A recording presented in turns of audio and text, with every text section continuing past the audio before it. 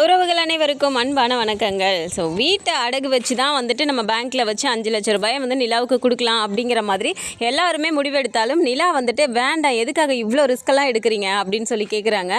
ஏம்மா என்னம்மா உனக்கு பண்ணாமல் வேறு யாருக்கு பண்ண போகிறோம் அப்படின்னு சொல்லிட்டு நடேசனுமே சொல்லிடுறாரு. கரெக்டாக அந்த டைம் வானதி வரும்போது வீட்டை என்ன பண்ண போகிறீங்க அப்படின்னு சொல்லிட்டு கேட்குறாங்க. அப்போது அதை உடனே சோழனும் வந்துட்டு அப்படியே ஒரு மாதிரி கிண்டலாகவே சொல்கிறாரு. ஒன்றும் இல்லை, இந்த வீட்டை அப்படியே பேத்து உன் தலையில் வைக்க போகிறோம், நீ அப்படியே தூக்கிட்டு போறியா அப்படின்னு சொல்லி கேட்டோன்னே அப்படியே வானதி பார்க்குறாங்க. கூடவே பாண்டியும் இருந்துட்டு டே ஏண்டா அப்படின்றாங்க. பின்னடா வீட்டை என்ன பண்ண போகிறோன்னா அப்படிங்கிறாங்க. என்னென்ன எனக்கு நான் திடீர்னு வந்ததுனால நீங்கள் எதை பற்றி பேசிக்கிறீங்கன்னு எனக்கு புரியல, அதனால நான் கேட்டேன் அப்படிங்கிறாங்க. அது ஒன்றும் இல்லை வானதி அப்படின்னு சொல்லிட்டு பாண்டி ஸ்டார்ட் பண்ணுறாரு. கூடவே சோழன் இருந்துட்டு டே இருடா, நீ அப்படியே சொன்னீங்கன்னா லென்த்தாக சொல்லுவேன், நான் ஷார்ட்டாக சொல்கிறேன் அப்படின்னு சொல்லிட்டு ஒன்றும் இல்லைம்மா, நிலா வந்துட்டு ஒரு பிஸ்னஸ் ஆரம்பிக்க போகிறாங்க, அதுக்கு 5 லட்ச ரூபா பணம் தேவைப்படுது, அதுக்காக நாங்கள் எல்லாருமே சேர்ந்து இந்த வீட்டை அடமானம் வைக்கலான்னு ஜஸ்ட் நவ் முடிவு பண்ணோம் அப்படின்னு சொல்லிட்டு இப்போ சோழனுமே சொல்கிறாரு. கூடவே அவங்க அப்பாவையும் பார்த்து நடேசா, நீ எடுத்த முடிவுலையே இப்போ நீ எடுத்திருக்கதாயா சூப்பரான முடிவு அப்படிங்கிறாங்க. உடனே நடேசனும் பார்த்து நல்லாவே சிரிச்சுட்டு அவர் சொல்கிறாரு, ஏண்டா நிலாவுக்கு பண்ணாமல் நான் வேறு யாருக்கு பண்ண போகிறேன், இந்த வீடு நிலா வந்ததுக்கப்புறம் தான் வீடாகவே இருக்குது, நிலாவுக்கு செய்கிறதுல எனக்கு எந்த பிரச்சனையும் இல்லை, நீங்கள் உடனே அதுக்கான வேலையை பாருங்கள் அப்படின்னு சொல்லிட்டு இப்போது நடேசனுமே சொல்லிடுறாரு. இதை கேட்டதும் வானதிக்கு இன்னமுமே ஒரு மாதிரி முகம் மாறிடுது. என்னதான் அவங்க வேணான்னு சொன்னாலும் எதுக்கு தான் இப்படி குடும்பத்தில் இருக்க எல்லாரும் நிலாவை இப்படி தாங்குன்னு தாங்குறாங்களோ அப்படிங்கிற மாதிரி அவங்களுக்கு ஒரு மாதிரி யோசனையாகவே இருக்குது. சேரன் டக்குன்னு இருந்துட்டு பாருப்பா, நீ வெளியிலே நின்றுட்டு இருக்க, வாப்பா உள்ளே வாப்பா, டீ போட்டு தரேன்னு சொல்லிட்டு அவர் உள்ளே கூட்டிகிட்டு போயிடுறாரு. உள்ளே இருந்து வானதி வந்து டீ எடுத்துகிட்டு இப்போ பின்னாடி வராங்க. நிலா வந்துட்டு துணி காய வச்சுட்டு இருக்காங்க அந்த சைடு. அப்போ போயிட்டு வானதி வந்துட்டு ஆமாக்கா என்ன திடீர்னு பிஸ்னஸ் எல்லாம் அப்படிங்கிறாங்க. அது ஒன்றும் இல்லை வானதி, இன்னும் புதுசாக என் ஃப்ரெண்ட்ஸ் எல்லாருமே சேர்ந்துட்டு நம்மளாவே தனியாக ஒரு ஆஃபீஸ் ஸ்டார்ட் பண்ணலான்னு இருக்கோம், அதுக்கு 5 lakhs வந்துட்டு ஒவ்வொருத்தரும் பண்ணணும்னு சொல்லியிருக்காங்க, அதை பற்றி தான் பேசிகிட்டு இருந்தாங்க அப்படின்னு சொல்கிறாங்க. ஆனால் சும்மா சொல்லக்கூடாதுக்கா, இந்த வீட்டில் உங்களுக்கு எல்லாருமே வந்து சூப்பராக தாங்குன்னு தாங்குறாங்கல்ல அப்படிங்கிறாங்க. தாங்குன்னு தாங்குறாங்களா, நீ என்ன சொல்கிற அப்படின்னு சொல்லி கேட்குறாங்க. ஆமாம், நீங்கள் வேணான்னு சொன்னால் கூட இல்லை நீங்கள் பண்ணுங்க அப்படின்னு சொல்லிட்டு உங்களுக்கு எல்லாருமே நல்லா பண்ணுறாங்கல்ல அப்படிங்கிறாங்க. கூடவே நிலா அப்படியே சிரிக்கும்போது ஆமாக்கா, சோழனனும் நல்லா உங்களுக்கு சப்போர்ட் பண்ணுறாரு அப்படிங்கிறாங்க. அப்படியா, என்ன சப்போர்ட் பண்ணாரு அப்படிங்கிறாங்க. ஆமாக்கா, நானும் பார்த்துட்டு தானே இருக்கேன், இந்த வீட்டில் உங்களுக்கு ஒன்றுனா எல்லாருமே துடிச்சு போயிடுறாங்கல்ல அப்படிங்கிறாங்க. உடனே நிலாவும் சிரிச்சிட்டு ஆமாம் வானதி, நீ என்ன வேணால் சொல்லு, என் அப்பா அம்மாவை கூட இத்தனை நாளாக நான் தேடவே இல்லை, அவங்கள கூட ஈஸியாக அப்படியே கடந்து வந்துட்டேன்னு வச்சுக்கோயேன், ஆனால் இந்த வீட்டில் இருக்கவங்கள ஒரு நாள் கூட யாரையுமே பார்க்காம என்னால் இருக்க முடியாது, அந்த அளவுக்கு நாங்கள் எல்லாருமே அப்படியே ஒரு பாண்டிங் ஆகிட்டோம் அப்படிங்கிறாங்க. அதுதான்க்கா, உங்களை மாதிரிலாம் என்னால் இருக்க முடியல அப்படிங்கிறாங்க. ஏன் வானதி நீ அப்படி நினைக்கிற அப்படிங்கிறாங்க. ஆமாக்கா, நீங்களே யோசிச்சு பாருங்கள், இதே பாண்டி வந்துட்டு என்னை வந்துட்டு ஒரு பொருட்டாவே மதிக்க மாட்டான், எனக்கு ஒரு மரியாதை கொடுக்க மாட்டான் அப்படிங்கிறாங்க. ஐயோ அப்படிலாம் இல்லை வானதி அப்படின்றாங்க. ஆமாக்கா, என்னதான் நானும் பாண்டியும் உயிருக்கு உயிராக லவ் பண்ணாலும் அந்த அளவுக்குலாம் எனக்கு அவன் வந்து இம்பார்ட்டன்ஸ்லாம் கொடுக்க மாட்டான். இதே சோழனை எடுத்துக்கோங்க, நீங்கள் 2 பேரும் உண்மையாக லவ் கூட பண்ணலை, இதெல்லாம் தாண்டி உங்களோட கல்யாணமே ஒரு காமெடியாக நடந்த கல்யாணம் தானே, அப்படி இருக்கும்போதுமே சோழனை உங்களுக்காக எவ்வளோ சப்போர்ட் பண்ணுறாரு, உங்களை எப்படி தாங்குன்னு தாங்குறாரு, இதெல்லாம் பார்க்கும்போது எனக்கு அப்படியே ஒரு மாதிரி இருக்கும் தெரியுமா அப்படின்னு சொல்கிறாங்க. நிலா அப்படியே ஒரு மாதிரி நினச்சிக்கிட்டே ஒரு மாதிரி சிரிக்கிறாங்க. ஆனால் நீங்கள் என்ன வேணால் சொல்லுங்கள், நான் நாளைக்கே கல்யாணம் பண்ணிவிட்டு இந்த வீட்டுக்கு வந்தாலும் எல்லாரும் உங்களை தான் தலையில் தூக்கி வச்சுட்டு ஆடுவாங்க, நான்லாம் உங்கள் அளவுக்குலாம் வந்துட்டு என்னெல்லாம் அப்படிலாம் பார்த்துக்க மாட்டாங்கன்னு தான் எனக்கு தோணுது அப்படிங்கிறாங்க. ஐயோ வானதி, நீங்கள் ஏன் அப்படி நினச்சிட்ருக்கீங்க, அப்படிலாம் யாரும் வேறையெல்லாம் பார்க்க மாட்டாங்க, என்ன எப்படி ட்ரீட் பண்ணுறாங்களோ அதே மாதிரி தான் உங்களையும் ட்ரீட் பண்ணுவாங்க அப்படின்னு சொல்லிட்டு இப்போது நிலா சொல்லிட்டு இருக்காங்க. அப்போ கரெக்டாக பாண்டியுமே வந்துடுறாரு. வந்தோடனே இந்த மாதிரி ஒரு டாபிக் போயிட்டுருக்கு அப்படிங்கும்போதே ஐயோ இந்த 2 காம்போவும் டேஞ்சரஸ் காம்போ வச்சே, முதல்ல போய் இதை பிரித்து விடணும் அப்படின்னு சொல்லிட்டு வேகமாக வராரு. என்னங்க என்ன பேசிகிட்டு இருக்கீங்க அப்படின்னு. ஒன்றும் இல்லை பாண்டி, சும்மா தான் பேசிகிட்டு இருந்தோம், நீங்கள் பேசிகிட்டு இருங்க அப்படின்னு சொல்லிட்டு இவங்க துணியெல்லாம் காய போட்டுவிட்டு உள்ளே போயிடுறாங்க. இப்போது பாண்டி வந்துட்டு வானதியை வந்து சமாதானப்படுத்துகிற மாதிரி அப்படியே பேசிட்டு இப்போ கேட்குறாரு, எப்படியாவது இவன் என்ன பேசிக்கிட்டான்னு தெரியணுமே, அவங்கள கஷ்டப்படுற மாதிரி ஏதாவது சொல்லிக்கிளி வச்சுருக்க போகிறா, ஏன்னா ஏற்கனவே வந்துட்டு அவங்க போகிறவங்க தானே, வீட்டை காலி பண்ணிட்டு போகட்டுங்கிற மாதிரி சொல்லிட்டு இருந்தா, ஹாஸ்டலில் போய் சேரட்டுன்ற மாதிரி ஏதாவது மனசு கஷ்டப்படுற மாதிரி ஏதாவது பேசியிருந்தானா என்ன பண்ணுறது அப்படின்ட்டு யோசிச்சுட்டே ஆமாம் வானதி, அவங்கக்கிட்ட நீ என்ன பேசிகிட்டு இருந்த அப்படிங்கிறாங்க. ஏன் என்னத்த பேசிட போகிறாங்க அப்படிங்கிறாங்க. பாத்தியா பாத்தியா நான் சாதாரணமாக கேட்டால் கூட நீ சண்டை போடுற மாதிரியே பேசுறியே அப்படிங்கிறாங்க. பின்ன என்ன பாண்டி நீயே பார்க்குறீல இந்த வீட்டில் அவங்களுக்கு ஒன்றுனா மட்டும் எல்லாருமே அப்படியே துடிச்சு போகிறீங்க, அது எனக்குன்னா மட்டும் ஏன் நீயே துடிக்க மாட்டேங்கிற, அப்புறம் எப்படி உன் வீட்டில் உள்ளவங்களாம் துடிப்பாங்க அப்படிங்கிறாங்க. வானதி நீ புரிஞ்சுக்கோ, அவங்க எங்கள் வீட்டிலே இருக்காங்க, அவங்க கல்யாணமாகி என் வீட்டுக்கு வந்துட்டு வீட்டில் நடக்கிற ஒவ்வொரு விஷயத்துக்கும் அவங்க சப்போர்ட் பண்ணிட்டு இருக்காங்க. நீ இன்னும் கல்யாணம் பண்ணி வீட்டுக்கே வரல, நீ வந்ததுக்கப்புறம் உன்னையும் அதே மாதிரி தான் பார்த்துக்குவாங்க வானதி அப்படிங்கிறாங்க. இல்லை பாண்டி நீ சும்மா என்னை சமாதானப்படுத்துறதுக்காக சொல்லிட்டு இருக்க, பாரு பொண்ணு பார்க்க வரதுக்குமே வரல, அதுக்குமே வீட்டில் இருக்கவங்க யாராவது வந்து எங்கள் வீட்டில் பேசுனாங்களா அப்படிங்கிறாங்க. அப்படிலாம் இல்லை வானதி, எல்லாருமே கிளம்பி தான் உட்காந்துருந்தாங்க, அப்போ நான் பண்ணது தான் தப்பு, நான் தான் வராமல் இருந்துட்டேன் அப்படிங்கிறாங்க. சரி நீ தான் வரல, இவங்களாவது பெரியவங்கன்னு சொல்லிட்டு என் வீட்டில் வந்து பேசியிருக்கணும்ல அப்படிங்கிறாங்க. வானதி எல்லாத்தையுமே நீ தப்பு தப்பாகவே புரிஞ்சுக்கிற, நான் தான் வீட்டில் வந்து சொன்னேன், இந்த மாதிரி நானே பேசிட்டு வந்துட்டேன், வேணான்னு சொல்லிட்டேன், ஆனால் சேரண்ணே நாங்களாவது போய் சொல்லிட்டு வரேன்டான்னு தான் சொல்லிச்சு, நான் பேசிட்டேன் வேணாண்ணே அப்படின்னு சொல்லிட்டு நான் தான் எல்லாரும் எங்கள் வீட்டில் இருக்க சொன்னேன் அப்படிங்கிறாங்க. அப்படின்னா நீ ஒரு முடிவோடு தான் பண்ணிட்டு இருக்கல பாண்டி அப்படிங்கிறாங்க. இங்கே பாரு வானதி, எல்லாத்துக்கும் தப்பு தப்பாக புரிஞ்சுட்டு இருந்தீங்கன்னா என்னால் ஒன்றும் பண்ண முடியாது அப்படிங்கிறாங்க. ஆமாம் அவங்க என்ன தான் வந்துட்டு பண்ணினதே ஃபேக் மேரேஜ், ஆனாலும் அவங்கள என்ன தாங்குறீங்க, இதே சோழனை அவங்கள வந்துட்டு எப்படி தாங்குறாங்க, எவ்வளோ சப்போர்ட் பண்ணுறாங்க, நீ எங்கேயாவது என்கிட்ட அப்படி பண்ணுறியா பாண்டி, நீ அது மாதிரி என்கிட்ட நடந்துக்கிறியா அப்படின்னு சொல்லிட்டு இப்போ கேட்கும்போது கரெக்டாக சோழனுமே வந்துட்டு வரும்போது இவங்க இந்த டாபிக் பேசிகிட்டு இருக்கும்போது சோழனுக்கு இப்போ கோவம் வந்துடுது. நேராக வந்துட்டு டே இங்கே பாடுறா பாண்டி, சும்மா இவ எதுக்கு எடுத்தாலும் ஃபேக் மேரேஜ்னு கத்திட்டு இருக்காடா, அவ்வளோதான் சொல்லிட்டேன் அப்படிங்கிறாங்க. டே சோழா நான் பார்த்துக்கிறேன்டா நீ போடா அப்படிங்கிறாங்க. என்னடா பார்த்துக்கிற, உன் டாபிக் நீ பேசிகிட்டு இருந்தீங்கன்னா நான் வந்திருக்கவே மாட்டேன், அவன் எதுக்கு எங்களை பற்றி பேசிகிட்டு இருக்கா அப்படிங்கிறாங்க. அப்படிலாம் ஒன்றும் இல்லைடா அப்படிங்கிறாங்க. பாத்தியா இப்போ கூட நான் என்ன பேசுகிறேங்கிறத புரிஞ்சுக்காமல் உன் அண்ணன் வந்து என்னை திட்டிகிட்டு இருக்காரு, நீயும் சேர்ந்துட்டு போன்னு சொல்லிட்டு சமாதானப்படுத்திட்டு இருக்க, ஏன் நீ சொல்ல வேண்டியதானே அப்படிங்கிறாங்க. இங்கே பார்வானதி, இங்கே நடக்கிறது வேறு, நீ புரிஞ்சுக்கிறது வேறு, தயவு செஞ்சு இதெல்லாம் அப்புறமா பேசிக்கலாம், நீ கிளம்பு அப்படிங்கிறாங்க. என்னை துரத்துறதுலேயே நீ குறியாயிரு அப்படின்னு சொல்லிட்டு டக்குன்னு கிளம்பி போடுறாங்க. இப்போ சோழன் அப்படியே உட்காந்துட்டே இருக்கும்போது என்னதான் அவளுக்கு பிரச்சனையாடா அப்படிங்கிறாங்க.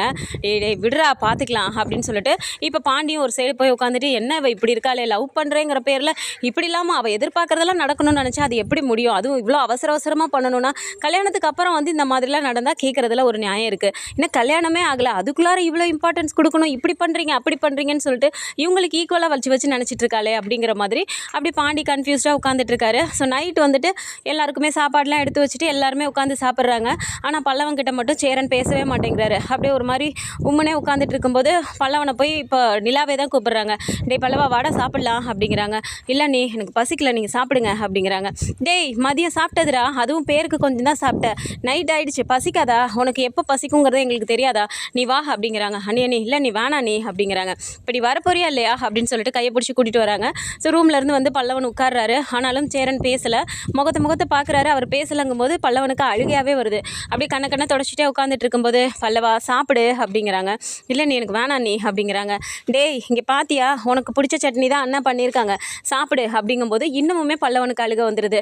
அண்ணி என்னை ரொம்ப எல்லாருமே சேர்ந்து கஷ்டப்படுத்துறீங்க, நான் இப்படிலாம் பண்ணியிருக்கவே கூடாது தான், தெரியாமல் பண்ணிட்டேன், ஆனாலும் உங்களோட பாசத்தால் என்னை வந்துட்டு இப்படி கஷ்டப்படுத்துறீங்களே அப்படிங்கிறாங்க.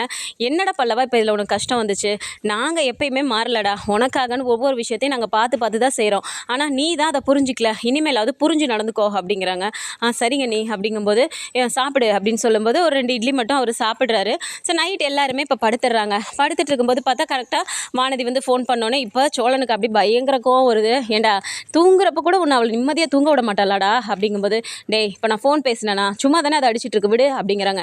ஏண்டா தலைக்கு நேராக வச்சுட்டு அது பாட்டுக்கு அடிச்சுட்டே இருந்தா எப்படி தூங்க முடியும் அப்படின்றாங்க. சரின்னு சொல்லிட்டு அவர் சைலண்ட்டில் போடுறாரு.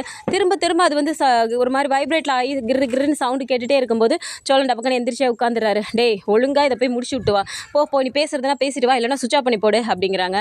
சரின்னு சொல்லிட்டு பாண்டி அப்படியே எந்திரிச்சு உட்காந்து சுவிச் ஆஃப் பண்ணிடுறாரு. ஏண்டா இந்த வானதி எப்பயுமே ஒரு நல்லதாகவே பேசாதாடா, ஏண்டா எப்போ பாரு இப்படியே பண்ணிட்டு இருக்கு, உன்னை நினச்சாலே எனக்கு பாவமாக இருக்குடா அப்படின்னு சொல்கிறாங்க. தெரியுதுல்ல உனக்கே என்னை பார்த்தா பாவமாக இருக்குன்னு தெரியுதுல்ல, அப்புறம் ஏன்டா என்கிட்ட சண்டை போடுற அப்படிங்கிறாங்க. சரிடா அதுக்காக ஃபேக் மேரேஜ்னு சொல்லிட்டே இருந்தால் கோவம் வராதா அப்படின்னு சொல்கிறாங்க. கரெக்டாக நிலா அப்போ தான் என்ன ஏதோ ஃபேக் மேரேஜ்னு பேசிகிட்டு இருக்காங்களே அப்படின்னு சொல்லிட்டு ரூம்லேருந்து இப்படி வெளியில் வரலான்னு சொல்லிட்டு வராங்க. அப்போ அந்த டைம் பார்த்துட்டு வானதி சொன்னதை வந்துட்டு இப்போ பாண்டி சொல்கிறாரு. அது ஒன்றும் இல்லைடா, நீ வந்துட்டு அவங்கள ரொம்ப தாங்குன்னு தாங்குறியா, எல்லாத்துக்குமே சப்போர்ட் பண்ணுறியா, நீ மட்டும் இல்லை நம்ம எல்லாருமே சேர்ந்து பண்ணுறோமா, அவளுக்கு அந்த இம்பார்ட்டன்ஸ் கொடுக்கலங்கிற மாதிரி மாதிரி பேசுகிறாடா அப்படிங்கிறாங்க. சோழன் உட்காந்து சிரிக்கிறாரு. ஏண்டா என் பொழப்பு உனக்கு சிரிப்பாக இருக்குல்ல அப்படிங்கிறாங்க. இல்லைடா அவள் எந்த தைரியத்தில்டா இப்படி பேசிகிட்டு இருக்கா அப்படிங்கிறாங்க. என்னடா பேசுகிற, ஒரு தெளிவாக பேசேன்டா அப்படிங்கும்போது, ஆமாம் நிலா இப்போ இந்த வீட்டில் இருக்காங்கன்னா என்னோடய ஒய்ஃபாக இருக்காங்க. அவங்களுக்கு நம்ம என்னென்ன வேணுங்கிறத பார்த்து பார்த்து செய்கிறோம். நம்ம வீட்டில் ஏதாவது ஒரு பிரச்சனைனாலும் அவங்க கூடவே நின்று நமக்கு பண்ணுறாங்க. அப்படிங்கும்போது நம்ம இப்படி பண்ணிகிட்ருக்கோம். இன்னும் வானதி கல்யாணம் பண்ணிட்டு வீட்டுக்கே வரலேடா, அதுக்குள்ளே நீங்களாம் இப்படி பண்ணலாம், நீங்களாம் அப்படி பண்ணலன்னா இதில் எந்த விதத்தில்டா நியாயம் அப்படின்னு சொல்லி சோழன் கேட்குறாரு. அதுக்குமே பாண்டி, இது தாண்டா எனக்கும் சொல்லி புரிய வைக்க முடியல, என்ன தாண்டா பண்ணுறது, எனக்கு ஒரே தலைவலியாக இருக்குடா அப்படின்னு சொல்லி சொல்கிறாங்க. இங்கே பாடுறா, இன்னொரு வாட்டி வந்து அந்த வானதி ஃபேக் மேரேஜ்னு சொல்லிட்டு என் காதில் விழுந்ததோட போச்சு. இன்னொரு வாட்டி நிலா முன்னாடிலாம் அப்படி இல்லாத அதை சொல்லிட்டா அப்புறம் நான் மனுஷியாகவே இருக்க மாட்டேன்டா. நானே ஒவ்வொரு விஷயமும் நிலா கிட்ட நம்ம இதை பேசினா அவங்க கஷ்டப்படுவாங்களோ, இதை சொன்னால் அவங்க சங்கடப்படுவாங்களோன்னு சொல்லிட்டு நானே யோசிச்சு பேசிகிட்டு இருக்கேன். ஏன் அந்த ராக வந்துட்டு இந்த மாதிரி நிலாவை அழுவ வச்சிட்டாங்கிறதுக்காக தான் எனக்கு கோவம் தாங்க முடியாமல் திரும்ப போய் அவன் வாயை உடச்சிட்டு வந்தேன். இந்த மாதிரி யாராவது நிலாவை கண் கலங்குற மாதிரியோ அவங்க மனசு கஷ்டப்படுற மாதிரியோ பேசினாங்க, அப்புறம் நான் பார்த்துட்டு சும்மா இருக்க மாட்டேன் அப்படின்னு சொல்லும்போது நிலா அப்படியே நின்றுட்டு அதை கேட்டுட்டு சிரிக்கிறாங்க. அப்படியே அதை யோசிச்சுட்டே வந்துட்டு சரி வெளியே போகலாம் அப்படின்னு சொல்லிட்டு வெளியில் வரும்போது பார்த்தா இப்போ சோழன் வந்து அப்படியே பார்க்குறாரு. என்னங்க நீங்கள் என்ன தூங்கலையா அப்படிங்கிறாங்க. இல்லை தண்ணி காலி ஆயிடுச்சு எடுக்கலான்னு வந்தேன் அப்படிங்கிறாங்க. சரிங்க போய் தண்ணி எடுத்துகிட்டு போய் படுங்க அப்படின்றாங்க. சரி அப்படின்னு சொல்லிட்டு இப்போ தண்ணி எடுத்துகிட்டு திரும்ப உள்ளே போய்ட்றாங்க. உள்ளே போயிட்டு அவங்க ரூமில் போய் உட்கார்ந்ததுக்கு அப்புறமா அப்படியே ஃபுல் அண்ட் ஃபுல் சோழனையே யோசிச்சுட்டு இருக்காங்க. ஏன்னா வானதி வந்துட்டு எவ்வளோலாம் உங்களுக்காக சோழனை சப்போர்ட் பண்ணுறாரு, ஆனாலும் நீங்கள் வந்து லவ்வே பண்ணலை, உங்கள் கல்யாணமே ஒரு காமெடி கல்யாணம், இருந்தாலும் உங்கள் கூட எப்படி நின்று பண்ணுறாரு அப்படிலாம் வந்துட்டு சொன்னது எல்லாமே வந்து வானதி சொன்னதை நினச்சி அவங்க அப்படியே சிரிக்கிறாங்க. சிரிச்சுக்கிட்டே வந்துட்டு சோழனை வந்துட்டு அப்படியே வெளியில் போய் பார்க்கலாம் அப்படின்னு சொல்லிட்டு வெளியில் வந்து இப்படி கதவை திறந்துட்டு இப்படி எட்டி பார்க்குறாங்க. சோழன் அப்படியே தூங்கிட்டு இருக்காரு. அவர் தூங்கிட்டு இருக்கதை அப்படியே அவர் முகத்தை பார்த்துக்கிட்டே அப்படியே ஒரு மாதிரி நின்று கொஞ்சம் நேரம் ரசிச்சுட்டு திரும்பவும் போய் ரூம்லேயே உட்காந்துடுறாங்க. உட்காந்துட்டு அப்படியே அவங்க ஸ்டார்டிங்லேருந்து என்ன நடந்துச்சு அப்படிங்கிற மாதிரி அப்படியே யோசிச்சு பார்க்குறாங்க. ஃபஸ்ட்டு அவங்க போய் ஹெல்ப் கேட்டது, அப்புறம் போயிட்டு அங்கே கல்யாணம் நடந்தது, அதெல்லாம் யோசிச்சு பார்க்கும்போது கல்யாணம் அப்படிங்கிறது எவ்வளோ பெரிய விஷயம் லைஃப்பில், அந்த நிமிஷத்தை வந்துட்டு நம்ம என்ஜாய் பண்ணாமல் விட்டுட்டோமோ அப்படிங்கிற மாதிரி அவங்களுக்குள்ளாரே நினச்சி சிரிச்சுக்கிறாங்க. அந்த மாலை மாற்றிக்கிட்டது அதெல்லாம். அதுக்கப்புறமா வீட்டுக்கு வந்ததுக்கப்புறம் அவங்க அண்ணன் வந்து சோழனை, பாண்டியனை, சேரனை எல்லாருமே போட்டு அடித்து என் பல்லவனை கூட அடிச்சிருப்பாங்க. அப்போயுமே நானாக விருப்பப்பட்டு தான் வந்தேன், நீ எதுக்கு வந்து பிரச்சனை பண்ணுற, மரியாதையாக வெளியே போன்னு சொல்லிட்டு இவங்களுக்காக சப்போர்ட் பண்ணி அவங்க அண்ணன் அனுப்பி விட்டது. ஸோ வீட்டில் இருக்க எல்லாருமே அடி வாங்கி நின்னது. அதுக்கப்புறமா அவங்க அப்பா வீட்டுக்கு கூப்பிட்டு போகிற மாதிரி கூட்டிகிட்டு போயிட்டு அங்கே வச்சு சோழனை அவமானப்படுத்தி அப்புறம் பணத்தை திருடிட்டாங்க, நகையெல்லாம் திருடிட்டாங்கன்னு சொல்லிட்டு கட்டி வச்சு அந்த மாதிரி ரொம்ப சித்திரவதைப்படுத்தினது. அதுக்கப்புறம் இவங்க வந்து காப்பாற்றினது, இதெல்லாம் நினச்சி பார்த்து நமக்காக சோழன் எவ்வளோலாம் கஷ்டப்பட்டிருக்காரு அப்படிங்கிறது அவங்களுக்கு புரிய வருது. அப்படியே ஒரு மாதிரி கஷ்டமாக ஃபீல் ஆனாலும் அதுக்கப்புறமா வந்துட்டு நிலாவுக்காக சோழன் என்னென்னலாம் பண்ணார் அப்படிங்கிற மாதிரி, ஆமாம் என்ன அப்படி சப்போர்ட் பண்ணாருன்னு வானதி சொல்கிறாங்கல்ல அப்படின்னு சொல்லிட்டு ஒன்றா அவங்க யோசிச்சு பார்க்குறாங்க. அப்போது நிலாவுக்கு வந்துட்டு இந்த மாதிரி வீட்டில் அவங்க சர்டிஃபிகேட்லாம் கொடுக்கல அப்படிங்கும்போது அவங்க கஷ்டப்பட்டாங்க அப்படிங்கிறக்காக போயிட்டு ஃபஸ்ட்டு சர்டிஃபிகேட் அரேஞ்ச் பண்ணி கொடுத்தது. அதுக்கப்புறம் வேலை கிடைக்கிறதுக்காக ஒவ்வொரு இடத்துக்கும் கூட்டிகிட்டு போயிட்டு வந்தது. அப்புறம் வேலைக்கு போகணும் அப்படிங்கிறக்காகவே என்னால் முடிஞ்சதை நான் பண்ணியிருக்கேங்க அப்படின்னு சொல்லிட்டு அப்படியே ஒரு மாதிரி கண்ணை பொத்தி கூட்டிகிட்டு போயிட்டு ஒரு பைக்கை கொடுத்து, அது செகண்ட்ஸில் தாங்க என்னால் வாங்க முடிஞ்சுது, தப்பாக எடுத்துக்காதீங்க அப்படிங்கிறதையும் நமக்காக செஞ்ச ஒரு விஷயத்தையே வந்துட்டு அவர் எவ்வளோ ஒரு கைண்டாக நம்மக்கிட்ட சொன்னார் அப்படின்னு சொல்லிட்டு அப்புறம் அந்த பைக் ஓட்ட கற்றுக்கிட்டது. அப்போ சோழன் நின்று கிண்டல் பண்ணது, அப்புறம் பல்லவன் கற்றுக் கொடுத்து கீழே விழுந்தது, இப்படி எல்லாத்தையுமே நினச்சி அவங்க சிரிச்சுக்கிறாங்க. அப்புறம் ஒரு சின்ன விஷயத்துக்குமே வந்துட்டு நம்மளை புரிஞ்சுக்கிட்டு அவர் பண்ணியிருக்காரு அப்படிங்கிறதையும் யோசிக்கும் போது இப்போ நிலாவுக்கு வந்துட்டு பர்த்டே அப்படின்னா அந்த செலிப்ரேஷன் பண்ணது 12 மணிக்கு போயிட்டு கேக் கட்டிங், அதுவும் ஒவ்வொன்றுக்கும் ஒவ்வொரு கேக்கு அப்படிங்கிற மாதிரி கேக்கு, அப்புறம் அதுக்கான ட்ரெஸ்ஸு, அப்புறம் அவங்களுக்கு ஒவ்வொரு வாட்டி சாரீ கட்டும்போதும் அவர் பூ இல்லாமல் இருக்க மாட்டார். ஏன்னா அவங்க சாரீ கட்டுவாங்கன்னு தெரியும் அப்படின்னாலே பூவை வாங்கிட்டு வந்து கொடுக்குறது, இப்படி ஒவ்வொரு சின்ன விஷயத்தையும் யோசிச்சு சிரிக்கிறாங்க.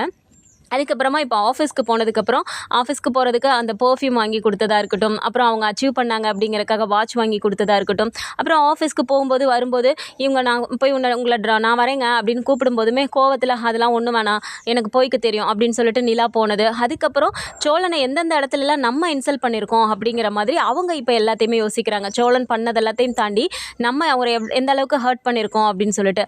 ஏன்னா ஃபஸ்ட்டு பீச்சுக்கு அவங்க பர்த்டே அன்னைக்கு அவர் எவ்வளோ சர்ப்ரைஸ் பண்ணியிருந்தாலும் பர்த்டே அன்னைக்கு அங்கே பீச்சில் கூட்டிகிட்டு போயிட்டு அவங்க வந்துட்டு அந்த மாதிரி பேசினது, டிவோர்ஸ் அப்ளை பண்ணணும்னு சொல்லிட்டு அங்கே கோர்ட்டுக்கு கூட்டிகிட்டு போனது என்னோட கம்பல்ஷனில் தானே அவர் பண்ணார், நீங்கள் பண்ணணும் அப்படின்னு சொல்லிட்டு நான் தான் சொன்னேன். இருந்தாலும் அவர் அப்போவே சொன்னார், சரிங்க உங்களுக்கு அதுதான் விருப்பம்னா நான் பண்ணுறேங்க அப்படின்னு சொல்லிட்டு அவர் சொன்னார்.